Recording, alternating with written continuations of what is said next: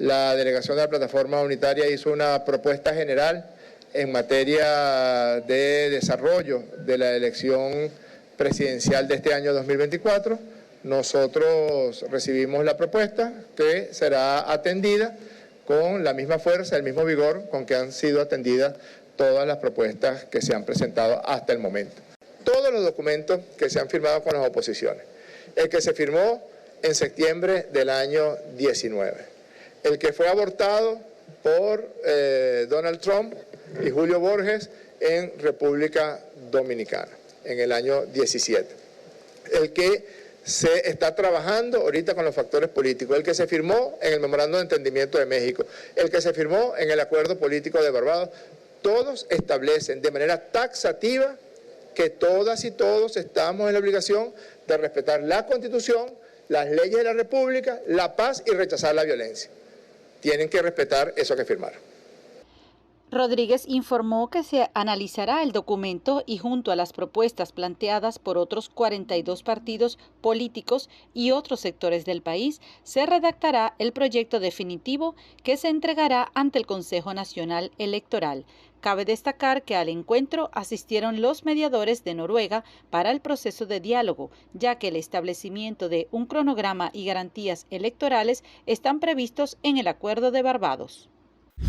El jefe de la delegación opositora en el proceso de negociación, Gerardo Blythe, indicó que fue entregado al facilitador del Reino de Noruega un documento de 24 páginas con las violaciones parciales al Acuerdo de Barbados y 9 páginas complementarias con hechos sucedidos durante el último mes. Además, denunció una manipulación mediática del encuentro.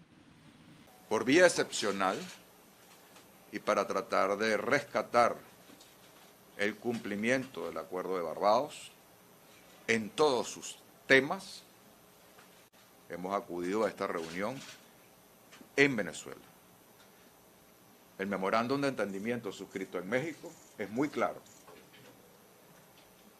Las sedes para las reuniones de ambas delegaciones, sus deliberaciones y firma de documentos no es aquí.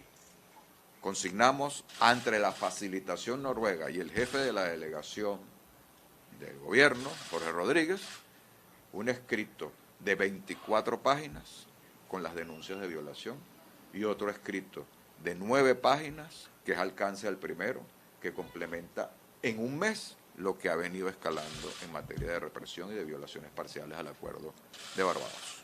Nosotros no estamos en este proceso para una diatriba de micrófonos y vieron lo que pasó hoy y por eso la negociación tiene que ser afuera. La manipulación mientras estábamos reunidos y también inmediatas ruedas de prensa de ambos jefes de delegación y delegaciones, dando cada uno su versión. Asimismo, Blythe indicó que estas violaciones al Acuerdo de Barbados no permiten avanzar en la construcción de unas elecciones con garantías en el país, por lo que además afirmó que es urgente que se establezca la Comisión de Verificación y Seguimiento del acuerdo entre la Plataforma Unitaria y la administración madurista. Evidentemente hay que crear la Comisión de Seguimiento y Verificación. Hoy no fue creada, pero hay un compromiso de que eso sea así. ¿Por qué es importante? Porque ahí estas denuncias que supletoriamente y en ausencia de la Comisión de Verificación y Seguimiento existe para el cumplimiento de Barbados, tuvimos que hacérselas por escrito al jefe facilitador noruego y a su equipo hoy. Y también le entregamos al jefe de la delegación contraria, Jorge Rodríguez, una carpeta contenida de estos 2 escritos. El fundamental y el alcance por los nuevos escalamientos. Por último, Gerardo Blythe aseguró que hasta este momento no se tienen pautadas nuevas reuniones con la delegación oficialista y aseveró que dichos encuentros deben realizarse en territorio neutral y no dentro de Venezuela. Desde la ciudad de Caracas, para BPI TV, Irene Mejías. Que no es de defensor de derechos humanos por todo lo que hemos visto, sino de espía, de agente. La actividad de la ciudadana Rocío San Miguel era ajena a esa fachada que pudo haber tenido su ONG, Control Ciudadano, porque todo lo que hablaba allí era de temas militares. Todo lo que hablaba era en contra de la Fuerza Armada Nacional Bolivariana. Todo lo que se difundía y lo que hemos visto ahora, hablar con representantes diplomáticos de 4 potencias extranjeras para darle información militar, tener en su casa coordenadas de zonas militares venezolanas, incluyendo fotos al detalle de las cercanías del Palacio de Miraflores, pagos para servicios donde informaba sobre temas militares sensibles de la nación a transnacionales petroleras extranjeras. Según Saab, durante el allanamiento a la vivienda de San Miguel fueron incautados 18 mapas que presentó como pruebas de las presuntas labores de inteligencia que considera realizaba la activista de derechos humanos. Asimismo, rechazó que organizaciones no gubernamentales calificaran la detención de la abogada como una desaparición arbitraria. A juicio de Saab, en el caso no se han presentado vulneraciones a su derecho a la defensa o a tener contacto con sus familiares. Además, la Fiscalía informó que aún faltan por ejecutarse 15 órdenes de aprehensión en el caso Brazalete Blanco. Tras la expulsión de los funcionarios de la Oficina Técnica del Alto Comisionado de las Naciones Unidas en Caracas, el fiscal general criticó la manera en que este organismo estaba llevando su labor en el país.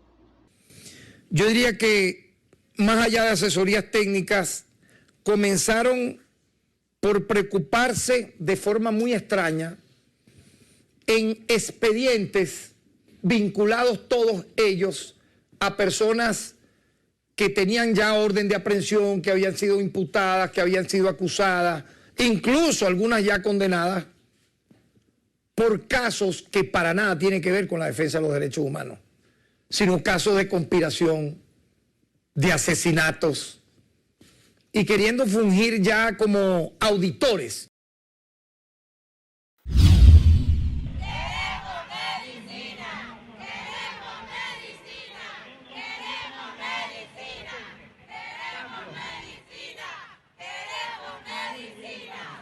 El grito "Queremos medicina" se retumbó en los alrededores del Ministerio de Salud este lunes, donde familiares provenientes de los estados Lara, Trujillo, Zulia, Carabobo, Anzoátegui, Portuguesa, Miranda, Distrito Capital y La Guaira denunciaron que desde hace al menos 12 años no reciben los medicamentos necesarios para pacientes con fibrosis quística en Venezuela.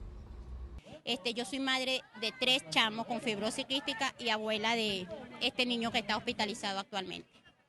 Es una enfermedad muy difícil, muy cara. Cada niño sano, te digo entre comillas, que esté en casa, tiene un valor de $1,000 a $5,000 mensual. Imagínate 3, en mi caso 2 son crónicos, el otro no, gracias a Dios. Mi nieto es crónico, es muy difícil. Me siento impotente, me siento con rabia, con dolor, siento una frustración porque no deberíamos de estar pidiendo este medicamento, nosotros deberíamos de tener el medicamento al día. Son los medicamentos que ellos tienen que tener para poder vivir, para llevar una vida relativamente sana. Mi miedo es que mi hijo pase a formar parte de la lista de los fallecidos que tenemos. Yo no lucho solamente por mi hijo, yo lucho por todos los pacientes a nivel oriental, a nivel nacional, porque he conocido a muchos, los he visto partir por la negligencia de este gobierno que no quiere comprar los medicamentos de los muchachos. Ya tenemos 12 años sin recibir el tratamiento y 12 años que hemos visto morir a cantidad de pacientes. Ahorita en la actualidad van 3 pacientes que han fallecido, 2 del Oriente y una de aquí de Caracas. La señora Nazaret Díaz viajó desde el estado Aragua. Uno de sus hijos de 17 años murió a consecuencia de la enfermedad en el año 2020 y en la actualidad batalla para mantener vivo a su otro hijo de 20 años. Una madre, por un hijo hace lo que sea. Por eso me vine.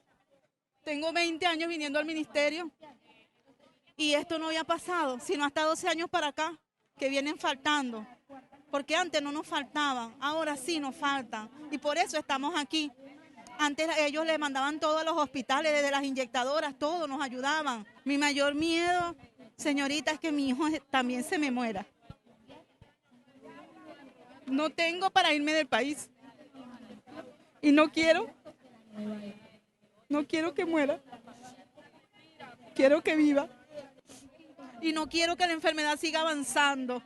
Si no se compran los tratamientos de alto costo, la fibrosis quística va a matar a mi hijo. Y no quiero que eso pase. Y no quiero que le siga pasando, porque cada vez que muere un niño con fibrosis quística, es como ver morir a Uriel, porque yo lo vi. Actualmente en Venezuela no existe una cifra precisa acerca de cuántas personas sufren de fibrosis quística. Sin embargo, organizaciones no gubernamentales aseguran que el país tiene alrededor de unos 600 pacientes, incluyendo personas adultas, por lo cual exigen al Estado venezolano las medicinas necesarias para su tratamiento. Desde Caracas, Venezuela, Irene Mejías. El gobierno de Brasil llamó a consulta a su embajador en Tel Aviv, Federico Meyer, y convocó al embajador israelí Daniel Sonshine, después de que Israel declaró este lunes al presidente brasileño Luis Ignacio Lula da Silva persona non grata por haber equiparado la ofensiva israelí contra Gaza con el Holocausto. El canciller brasileño Mauro Vieira convocó al embajador israelí para que comparezca este lunes al Palacio Itamaraty de Río de Janeiro, donde se encuentra para la reunión de ministros exteriores del G20 de los próximos miércoles y jueves, según lo ha informado la Cancillería del país suramericano. Igualmente llamó a consulta al embajador brasileño en Tel Aviv, Federico Meyer, que regresará al país este martes después de haber sido convocado el lunes por el gobierno israelí para trasladar la dura respuesta del gobierno del primer ministro Benjamín Netanyahu a las palabras de Lula. El gobierno israelí declaró a Lula persona non grata y aseguró que mantendrá esa condición hasta que no se disculpe por haber comparado la ofensiva israelí en Gaza con los crímenes de Adolfo Hitler contra el pueblo judío. La polémica se desató cuando en declaraciones a la prensa durante un viaje a Etiopía, Lula comparó la campaña militar israelí en Gaza con lo ocurrido en el Holocausto. Lula dijo que la confrontación entre un ejército muy preparado y mujeres y niños no había ocurrido antes en la historia, salvo cuando Hitler decidió matar a los judíos en la Segunda Guerra Mundial.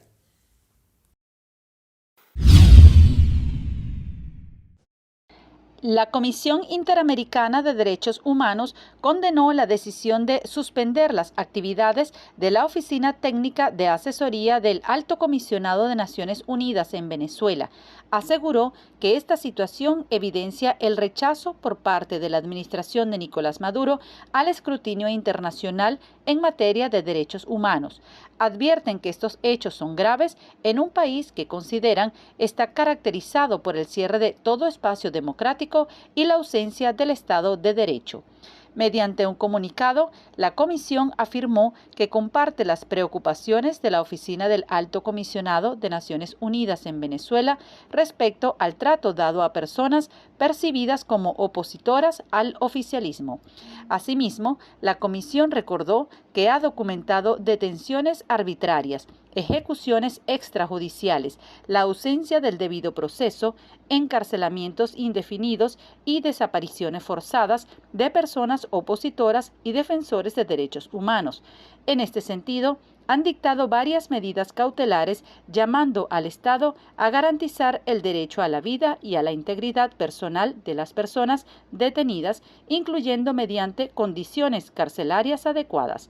En este sentido, la comisión exhortó a la administración de Nicolás Maduro a revertir de manera inmediata la suspensión y reanudar actividades con la oficina, al tiempo que solicitó anuencia al oficialismo para visitar el país en aras de promover y proteger los derechos humanos en Venezuela.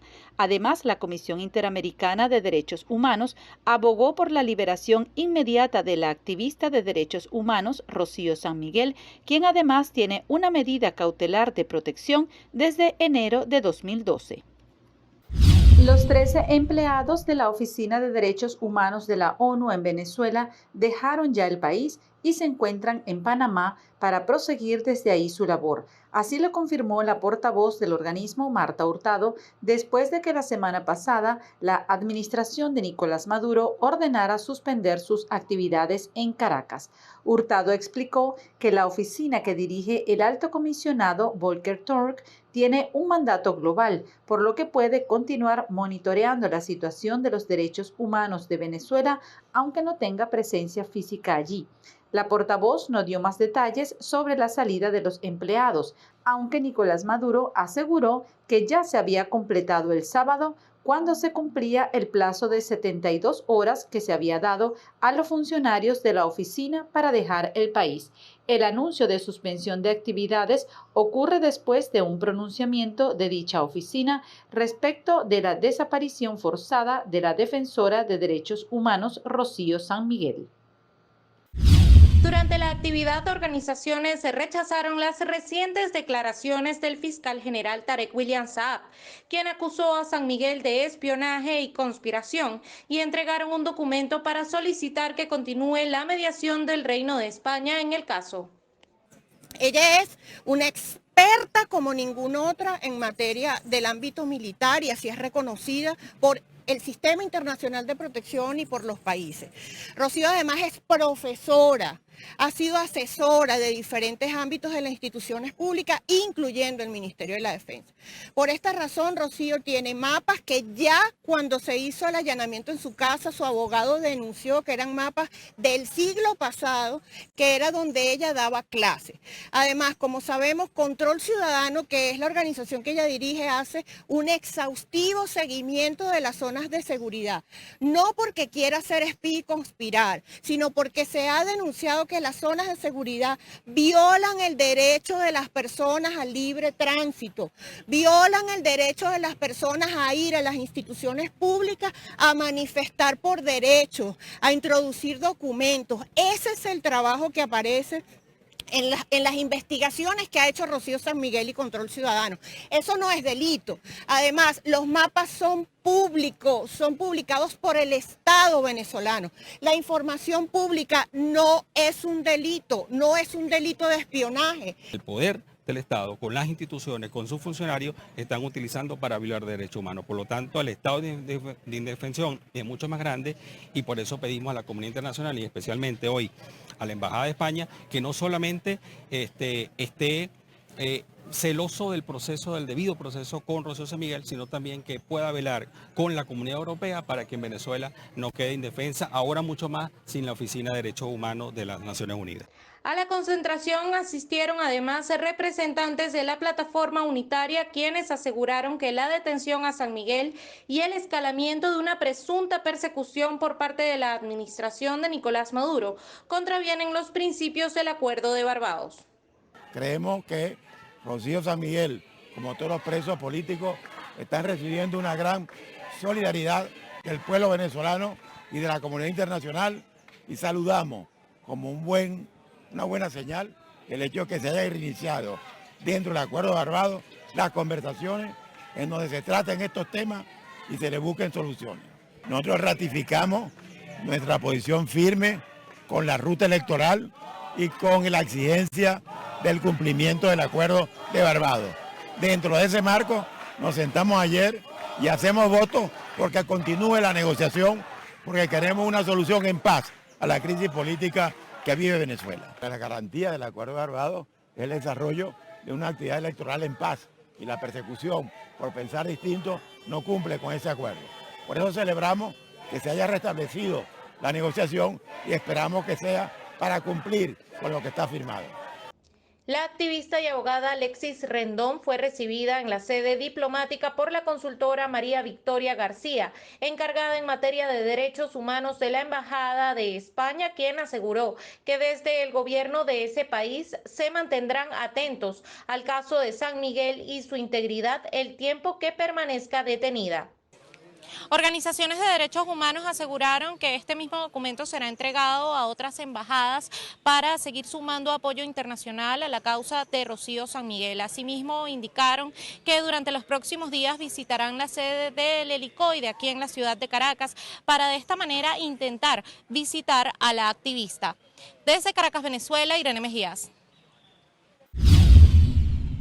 La Organización Mundial de la Salud alertó el martes sobre la rápida propagación del sarampión en el mundo. Según la organización, el año pasado hubo más de 300.000 casos declarados, lo que representa un aumento de casi 80% en un año. Y la OMS destaca que las cifras reales son mucho más elevadas. Lo que podemos ver es que si tenemos un aumento del 79% de casos en 2023, anticiparíamos un aumento de muertes también en 2023. pero no podemos decir que vaya a ser un aumento del 79%, porque depende de dónde se produzcan los casos.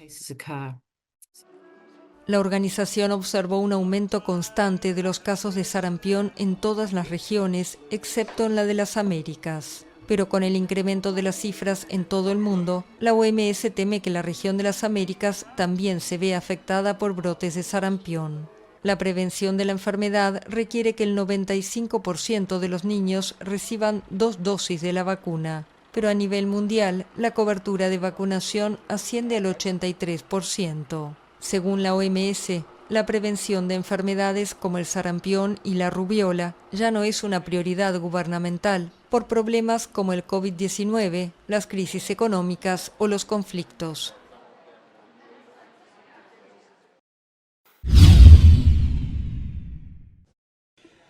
Estamos en el hospital de La Paragua, municipio bolivariano Angostura, desde donde se ha instalado un punto de socorro para atender a las víctimas tras el derrumbe en la mina Bullaloca. Esta cifra de 14 fallecidos y 11 heridos es un número ofrecido más temprano por el gobernador del estado Bolívar, Ángel Marcano, quien llegó hasta el aeropuerto de esta población, donde se le está practicando la autopsia a las víctimas y posteriormente se está entregando los cadáveres a los parientes. Y lamentablemente ocurren este tipo de accidentes y todos en este caso nos abocamos. El pueblo de este municipio ha sido muy solidario al lado de los familiares, al lado de sus compañeros, al lado de sus compatriotas que lamentablemente fallecieron, y los otros heridos estamos seguros que a través del sistema de salud y con la Fuerza Armada trasladándolos hacia los distintos centros de salud del Estado, vamos a tener un balance positivo en ese sentido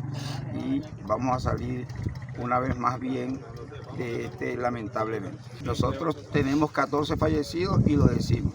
Si llegan más también lo vamos a decir, no vamos a ocultar nada porque eso fue un accidente que ocurre de manera normal.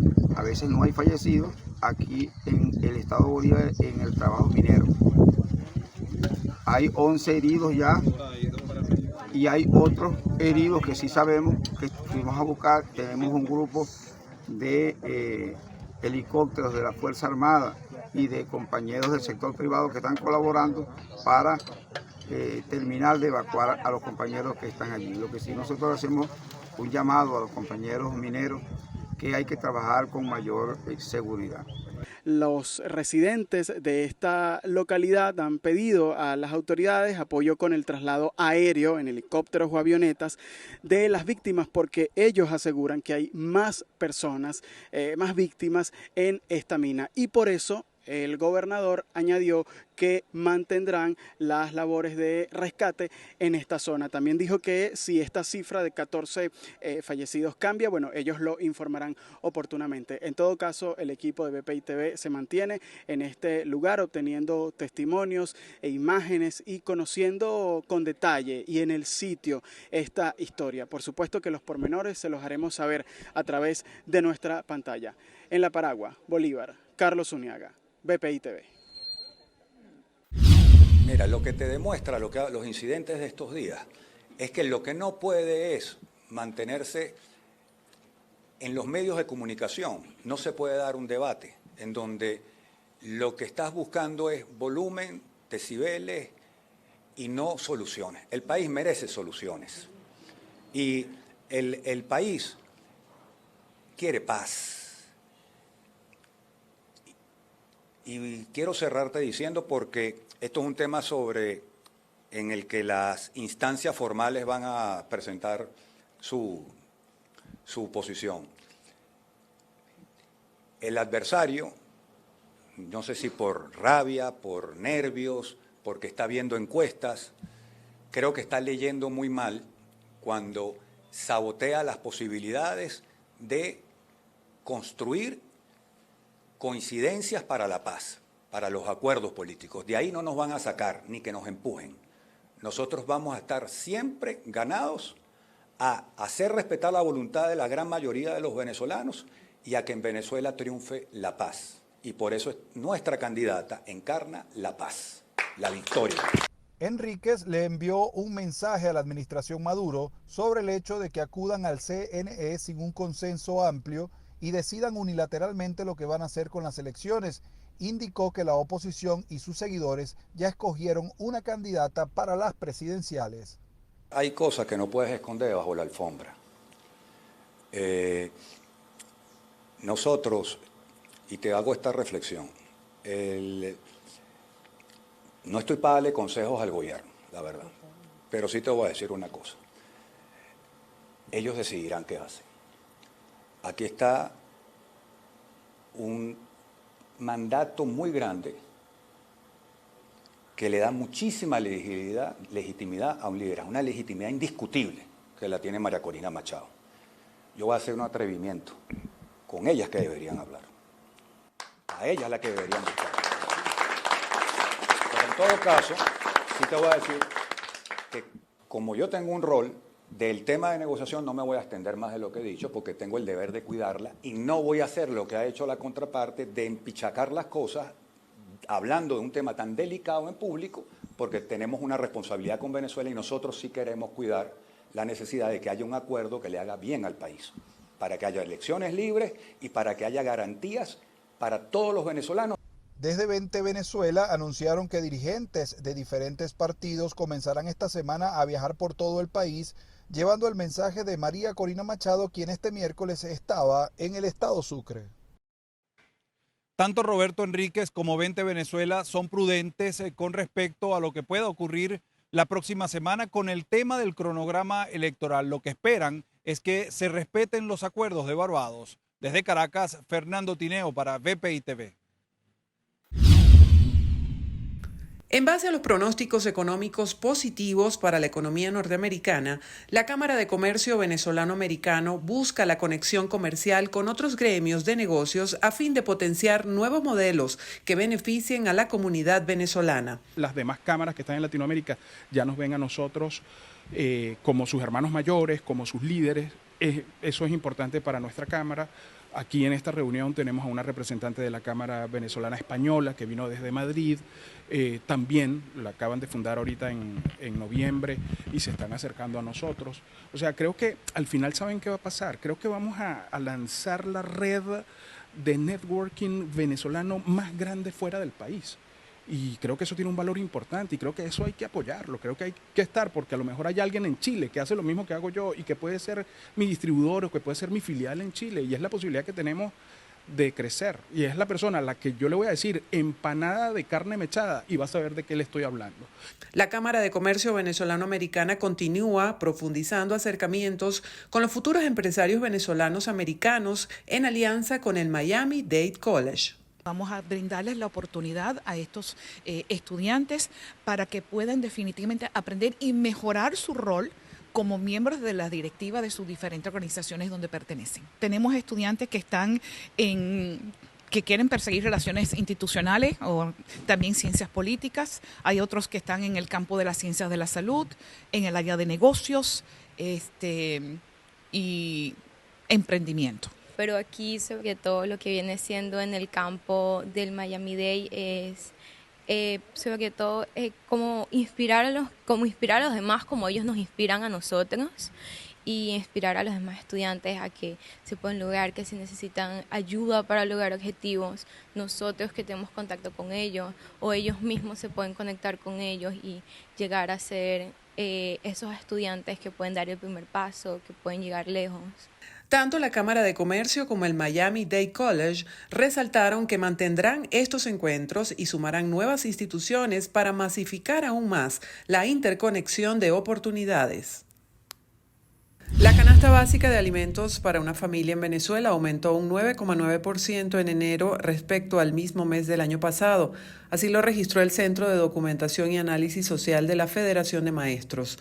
De acuerdo con los cálculos, el costo de la canasta alcanzó los $535,23 en enero, que son $48,36 más respecto al mismo periodo en el 2023, cuando un hogar con 5 integrantes necesitaba $486,87 mensuales para cubrir sus necesidades básicas relacionadas con la alimentación. Una familia necesitó el equivalente a 158 veces el salario mínimo para poder acceder a los 60 productos de la canasta en el mes de enero. La madre del líder opositor ruso, Alexei Navalny, fallecido la semana pasada en prisión, interpuso una demanda ante los tribunales para que las autoridades aceleren la entrega de su cuerpo, algo que ya exigió al jefe del Kremlin, Vladimir Putin. Así lo anunció en la red social X uno de los estrechos colaboradores de Navalny, Iván Zdanov. El tribunal de Salehar, cercano a la localidad donde se encontraba la cárcel de Navalny, registró la demanda y tiene pensado estudiarla el próximo 4 de marzo en una vista cerrada al público. El político ruso, conocido como el enemigo número 1 del Kremlin, murió repentinamente el pasado día 16 en la cárcel ártica Lobo Polar. Por su parte, Yulia Navalnaya, la viuda del líder opositor ruso, se dirigirá al Pleno del Parlamento Europeo con un discurso en su sesión de la próxima semana en Estrasburgo. Así lo anunció la presidenta de la institución, Roberta Metsola. Navalnaya ha anunciado que continuará el trabajo de su marido, opositor político número 1 del Kremlin. Mientras tanto, el Reino Unido anunció que vetará y congelará los activos de este país a los responsables de la prisión del Ártico, donde el opositor ruso Alexei Navalny fue detenido y a su juicio también asesinado, según la lista de nuevas sanciones anunciadas por el ministro británico de Asuntos Exteriores David Cameron. El Reino Unido es el primer país que impone sanciones como respuesta a la muerte del opositor Navalny, que dedicó su vida a exponer la corrupción del sistema ruso, pidiendo una política libre y abierta y haciendo que el Kremlin rindiera cuentas.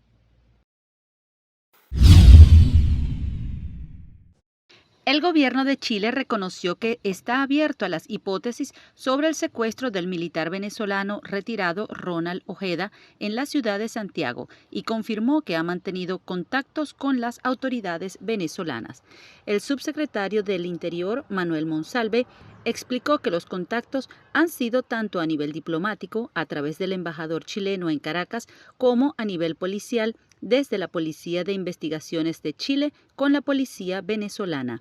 La investigación está a cargo de un poder independiente del gobierno, que es el Ministerio Público, que ha nombrado un fiscal, y nosotros lo que nos corresponde es colaborar con el fiscal. Como el gobierno además abre a todas las hipótesis, evidentemente toma acciones que no tienen que ver con la investigación, sino que tienen que ver con decisiones políticas del gobierno, que creo que ya he informado. Hemos tomado decisiones a través de la Cancillería con nuestro embajador en Venezuela, porque estamos abiertos a todas las hipótesis. Han habido contacto entre las policías de ambos países. El subsecretario participó en una reunión virtual con el presidente chileno Gabriel Boric y los ministros de Interior, Relaciones Exteriores y Justicia para abordar el tema que está siendo investigado por la Fiscalía de su país.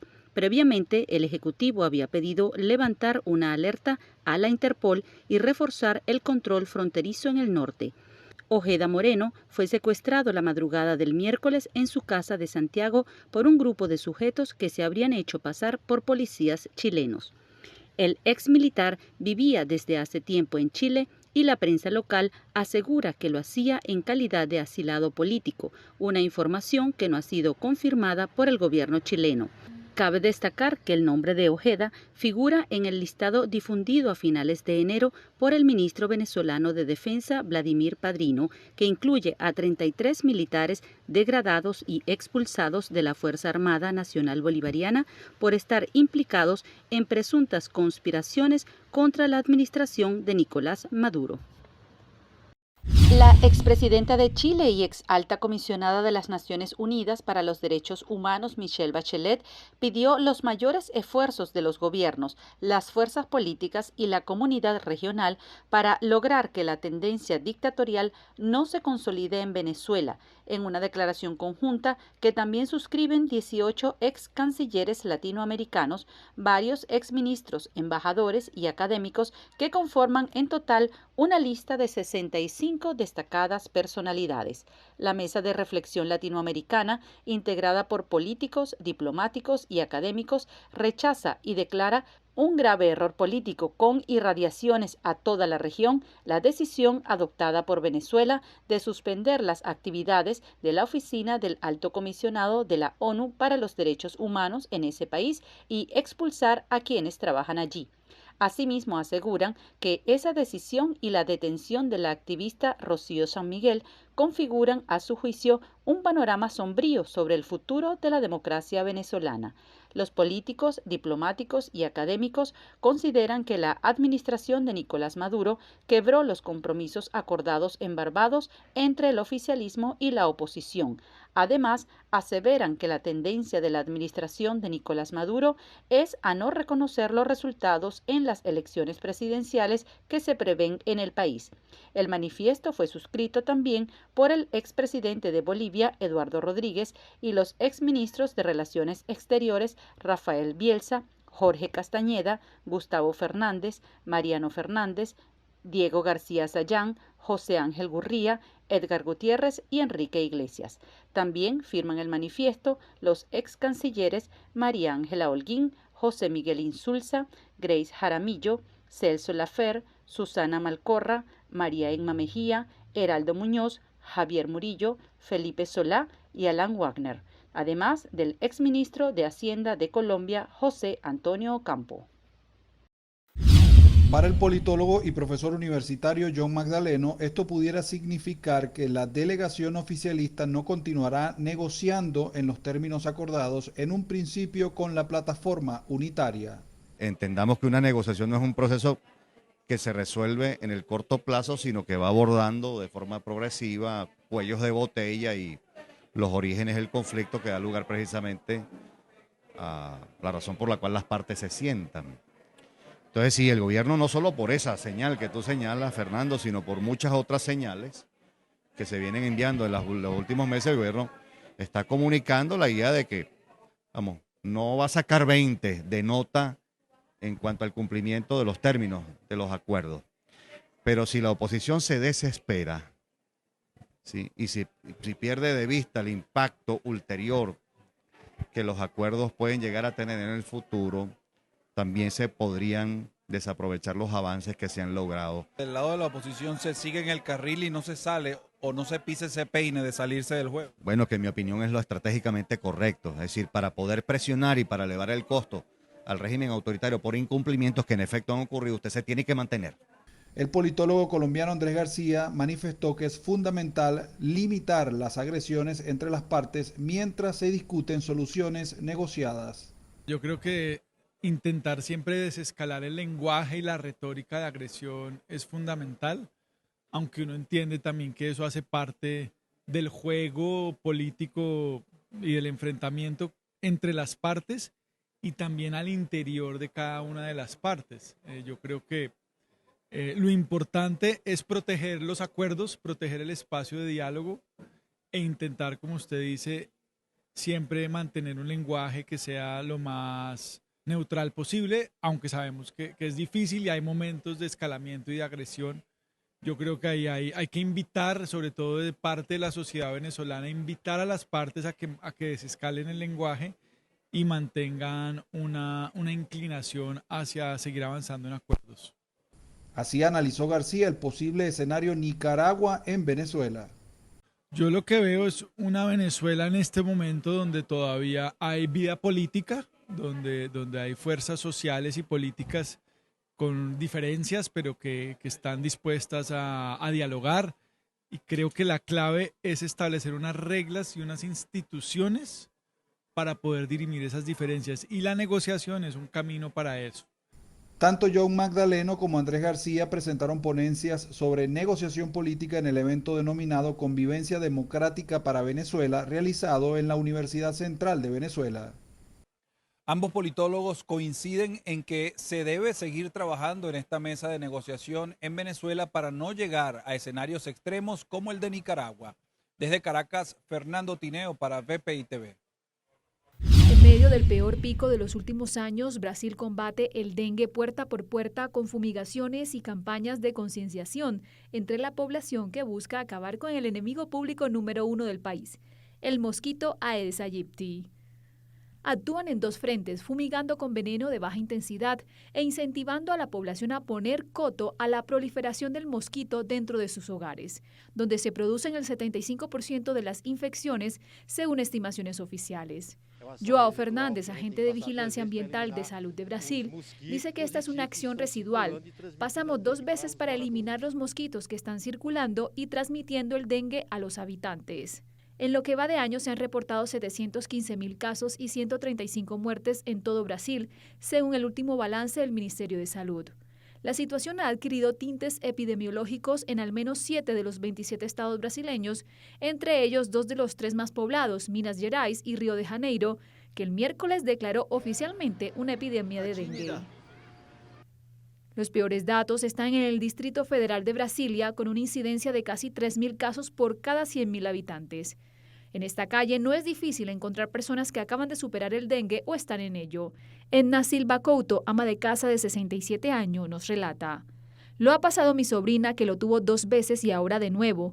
También mi hijo y a mi nieto lo tengo con síntomas de dengue". Mateus Fernández tiene 31 años y es conductor de una aplicación de transporte. Está con dengue desde el domingo.